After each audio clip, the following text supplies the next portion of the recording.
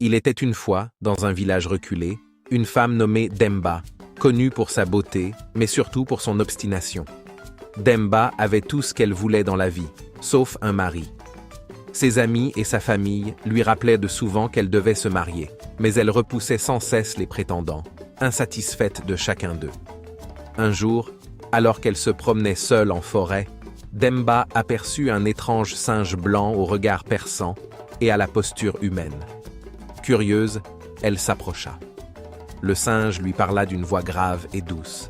« Belle Demba, j'ai entendu ton souhait. Que dirais-tu de m'épouser? Je te promets une vie sans pareille. » Choquée, Demba hésita. Un singe comme mari? Quelle idée! Mais, attirée par le mystère, elle accepta le défi.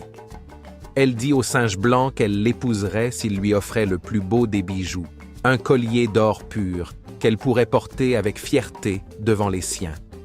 Le lendemain matin, à sa grande surprise, le singe blanc lui apporta le collier le plus magnifique qu'elle ait jamais vu. Éblouie, elle accepta de le suivre. Les villageois regardèrent Demba partir dans la forêt en compagnie du singe. Jour après jour, Demba semblait heureuse, bien plus qu'elle ne l'avait jamais été.